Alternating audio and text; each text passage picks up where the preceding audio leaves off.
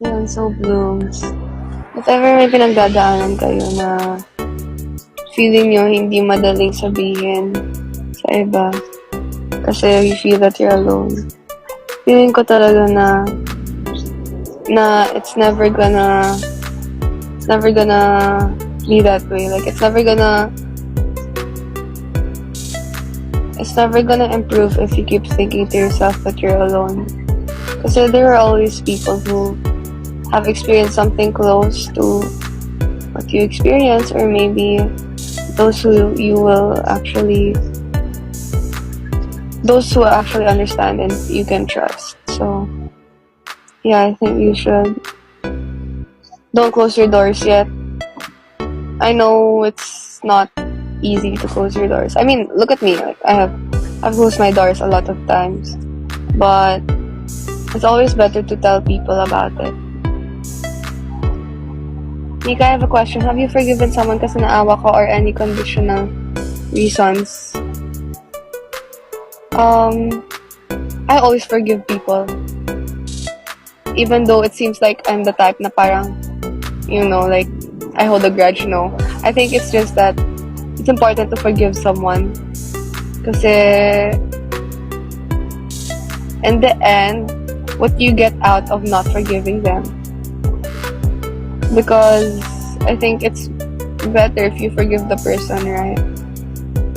Kasi when you forgive a person, you don't just lift a heavy feeling off their chest, but also your chest. Kasi you don't have to feel na parang shocks, like,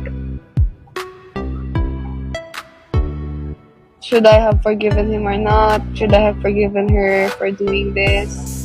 Yes, forgive but not forget. If you forget, you're stupid. Because sometimes you guys have to forgive someone without them having to say sorry about it. Because that's life. No one can... Thank you, cards. No one can dictate whether you should forgive someone with how do I explain this? So hard. Basta forgive that person. It'll make you feel better. Even though they haven't said sorry, you can just forgive them in your head, in your heart, for all that you know. Ano advice ko sa sarili ko? Huwag ka na magbasa ng Twitter, ha, Mikalin? Ganun. Kasi may mga nakikita ko sa Twitter na, alam niyo, feeling ko kasi, yung mga binabasa ko na hindi naman talaga dapat ma-offend ako. Na-offend ako. So, parang kaya, dapat di ko na mabasa yung Twitter. Tsaka, feeling ko, advice ko rin sa sarili ko,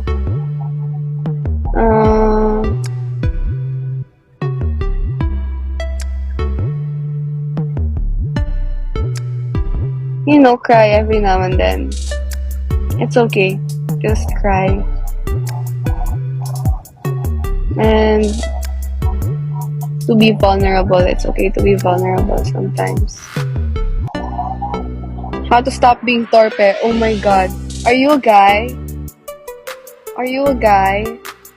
Are you torpe and you're a guy? Let me give you some advice. Okay. If you guys are torpe, don't be. Because like you're losing your chance to show to a person who you really are. And the more you're torpe to a person, the more you're gonna have a hard time to be comfortable with them. And you want to be comfortable with them because that person's gonna be like your future significant other, So, take the risk, show him what you got, and don't be a free scaredy cat. Like, don't. Because sobrang sayang. Kasi what if the person actually really likes you? And honestly, if you're torpe and the other person is like the type to not make the first move, nothing's gonna work out.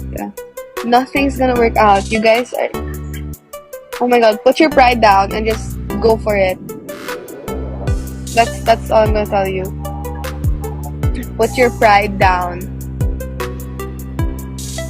Kasi me, my pride is very high. And the one who should always put their pride down is the guy, honestly speaking. Unless the guy is right and the girl is wrong, then you should put your pride down, girl. Tingin mo ba okay na ang girl ang manligaw sa boy? I will only allow that if the situation is if only the girl likes the guy. But if the guy likes the girl, but if it's a situation in where the guy likes the girl more, I think it's really necessary for the guy to make ligaw. Pero if the girl, let's say the girl really into the guy and then the guy's like, pero the guy wants to give her a chance, I think it's okay for the girl to make ligaw. I think like we're in this century, like this era, it's fine na, like, you know, like it's fine. Pero it's still required for guys to be gentlemen. You like guys na expressive. Yes, of course. Like, I think guys who are expressive are like, I think Torpe is lame. I mean, it's not cute anymore. Like, it used to be cute like 10 years ago, something. But like, more expressive, confident guys are more in. And it makes more sense kasi we ain't wasting some time, you know? Oh my god, I saw this on TikTok. It says, who should pay on the first date? Okay, if we're talking... This was so stupid, I swear. I think that the guy should obviously pay for the first date. I mean, I think he should pay for the first couple of dates because you're supposed to be proving yourself to the girl. I mean, that question should not even be asked. Like, no. Gusto niyo ako na lang magbayad. So, first date yun, hello. And hello, sino yung nag-aya mag-date, diba yung lalaki? So, kaysa naman yung babae yung magbabayad, tapos yung lalaki na nga yung nag-aya. Take responsibility. So, you should be the one paying. Am I right?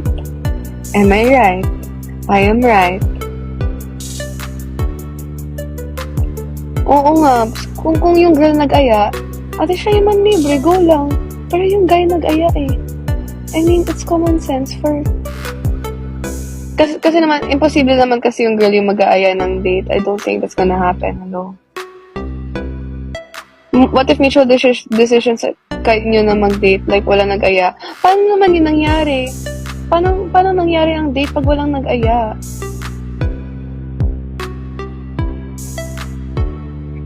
Pag nag-KKB, wala nang second date na mangyayari.